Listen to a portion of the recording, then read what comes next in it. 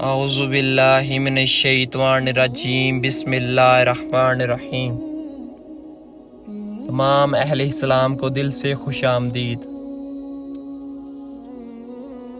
پیارے بھائیوں اور پیاری بہنوں، اگر آپ کو میری ویڈیو اچھی لگتی ہے تو پلیز لائک، کمنٹ اور شیئر لازمی کیا کریں اور سبسکرائب بھی ساتھ کر دیا کریں۔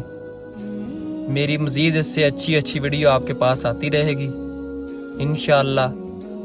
اور آج ہم بات کریں گے کسی غیر مسلم کے ساتھ کھانا کھانا جائز ہے کہ ناجائز ہے۔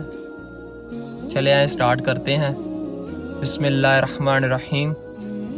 بالکل اسلام میں ایسی کوئی مذہبی پابندی نہیں جو مسلمانوں کو غیر مسلموں کے ساتھ کھانے سے روکتی ہو۔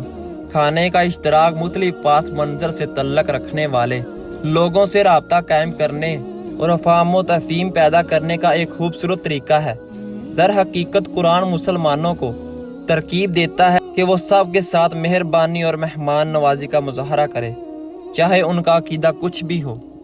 بلا شبہ کسی کے ساتھ کھانے کا فیصلہ کرتے وقت غذائی پابندیاں یا ذاتی ترجیحات کام آ سکتی ہیں۔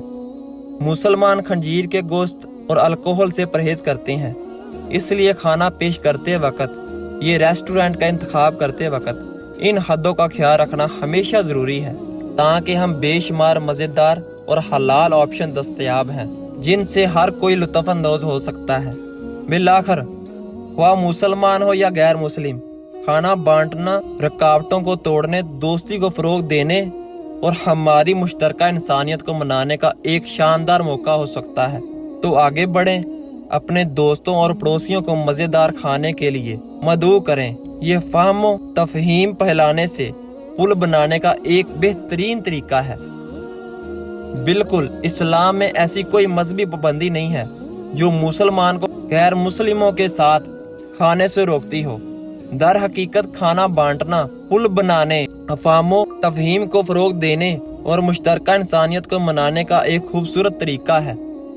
قرآن مسلمانوں کو ترغیب دیتا ہے کہ وہ ہر کسی کے ساتھ حسن سلوک اور مہمان نوازی کا مظاہرہ کرے، خواہ ان کا عقیدہ کوئی بھی ہو، اور جو کچھ اللہ نے تمہیں دیا ہے اس میں سے کھاؤ اور اللہ کا شکر ادا کرو۔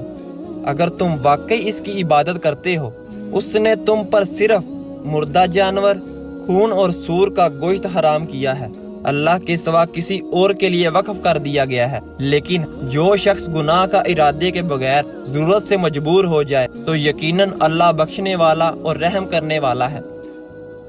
لہٰذا مسلمان تمام عقائد کے لوگوں کے ساتھ کھانا بانٹنے کے لیے آزاد ہیں، جب تک کہ کھانا خود حلال ہو۔ اسلامی غذائی ہدایت کے مطابق جائز اس میں پوٹ لک میں شرکت کرنا، کام پر لنچ بانٹنا یا کسی دوست کے گھر پر کھانے سے لطف اندوز ہونا، چاہیے ان کا مذہبی پس منظر کچھ بھی ہو۔ در حقیقت کھانے کا اشتراک مختلف ثقافتوں اور روایت کے بارے میں جانے اور دوستی کا افہام و تفہیم کے بندھن کو مضبوط کرنے کا ایک شاندار موقع ہو سکتا ہے۔ اس لیے اگلی بار جب آپ کو موقع ملے تو اپنے دوستوں اور مختلف مذہب کے پڑوسیوں کو اپنے ساتھ کھانا بانٹنے کے لیے مدعو کرنے میں ہچکچاہٹ محسوس نہ کریں۔ یہ ایک سادہ سا اشارہ ہے جو رواداری اور احترام کو فروغ دینے میں بہت آگے جا سکتا ہے۔ اسلام میں ایسی کوئی مذہبی پابندی نہیں ہے جو مسلمان کو غیر مسلموں کے ساتھ کھانا کھانے سے روکتی۔ در حقیقت کھانا بانٹنے کو مختلف عقائد کے لوگوں کے درمیان پل اور فہم و تفہیم پیدا کرنے کے طریقے کے طور پر دکھایا جاتا ہے۔ قرآن تمام لوگوں کے ساتھ احترام اور مہربانی کے ساتھ سلوک کرنے کی اہمیت پر زور دیتا ہے، چاہے ان کا عقیدہ کچھ بھی ہو۔ حضرت محمد صلی اللہ علیہ وآلہ وسلم نے خود اپنی مہمان نوازی اور جماعت کے لیے مشہور ہے، یہاں تک کہ ان لوگوں کے لیے بھی جو ان سے اختلاف کرتے تھے۔ لہٰذا مسلمانوں کو تمام مذہب کے لوگوں کے ساتھ کھانا بانٹنے کی ترغیب دی جاتی ہے، جب تک کھانا خود اسلامی غذائی قانون کے مطابق جائز ہو۔ کمیونٹی میں ہم آہنگی، فہم و تفہیم کو فروغ دینے، کھلے مکالمے اور ثقافتی تبادلے کا یہ ایک شاندار موقع ہو سکتا ہے۔